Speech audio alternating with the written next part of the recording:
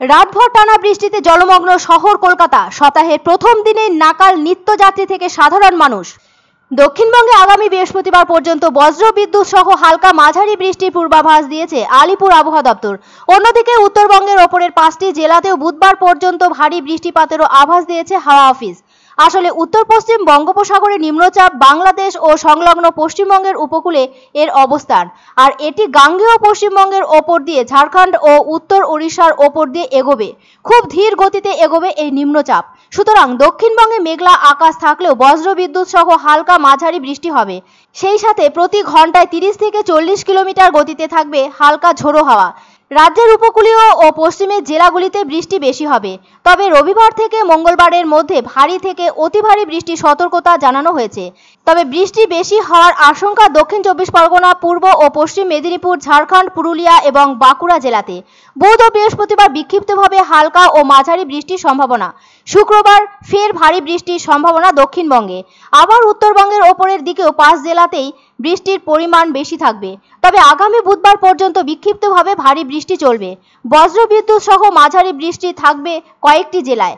আসলে বঙ্গোপসাগরে ফের তৈরি হয়েছে একটি নিম্নচাপ, আর ওই নিম্নচাপের প্রভাবে বুধবার পর্যন্ত দক্ষিণবঙ্গের সবকটি জেলায় মাঝারি থেকে ভারী ধরনের বৃষ্টির সম্ভাবনার কথা আলিপুর আবহাওয়া দপ্তর মারফত জানানো হয়েছে। আবার বঙ্গোপসাগরে নতুন করে তৈরি হওয়া ওই নিম্নচাপের প্রভাবে আগামী কয়েকদিন নাগাড়ে বৃষ্টির পূর্বাভাস রয়েছে কলকাতার জন্য।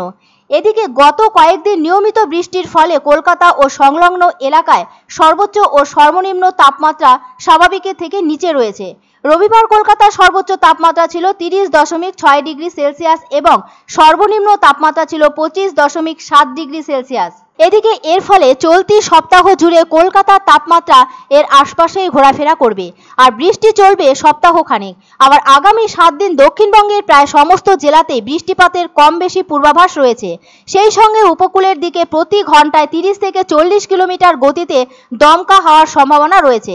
এদিকে সোমবার থেকে বুধবার পর্যন্ত রাজ্যের দক্ষিণ অংশে বিক্ষিপ্তভাবে ভারী বৃষ্টি চলবে। ইতিমধ্যে উপকূলীয় এলাকায় কমলা সতর্কতা জারি করেছে আলিপুর আবহাওয়া দপ্তর। আবার সপ্তাহের শুরুতেই দক্ষিণবঙ্গের 6 জেলায় ভারী থেকে অতি ভারী বৃষ্টির সতর্কতা জারি করা হয়েছে, যার ফলে সোমবার অতি ভারী বৃষ্টি হতে পারে হুগলি, পূর্ব মেদিনীপুর, পশ্চিম মেদিনীপুর, ঝাড়গ্রাম ও বাঁকুড়ায়। আবার মঙ্গলবারও ভারী বৃষ্টি হতে পারে দক্ষিণ 24 পরগনা, পূর্ব ও পশ্চিম মেদিনীপুর, ঝাড়গ্রাম, পুরুলিয়া এবং পূর্ব ও পশ্চিম বর্ধমান জেলায়। নিশ্চয়ই মনে আছে, দিন কয়েক আগেই ওড়িশা উপকূলের কাছে তৈরি শক্তিশালী একটি নিম্নচাপের জেরে দক্ষিণবঙ্গের পশ্চিমের জেলাগুলিতে তুমুল বৃষ্টিপাত হয়েছিল। ওই রকম প্রবল বৃষ্টির জন্য বন্যা পরিস্থিতি তৈরি হয় পশ্চিম মেদিনীপুর, হাওড়া ও হুগলির কিছু কিছু এলাকায়।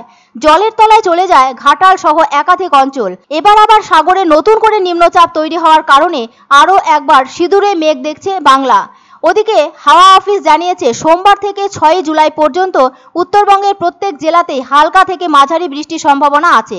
ভারী বৃষ্টি উত্তরের ওপরের দিকের 5টি জেলায়, আর জলপাইগুড়িতে ভারী বৃষ্টি হবে বৃহস্পতিবার পর্যন্ত। আবার বিক্ষিপ্তভাবে বজ্রবিদ্যুৎ সহ বৃষ্টি হতে পারে উত্তর ও দক্ষিণ দিনাজপুর সহ মালদা জেলায়।